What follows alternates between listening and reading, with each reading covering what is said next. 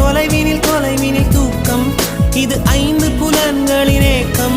என் முதல் முதல் அனுபவம்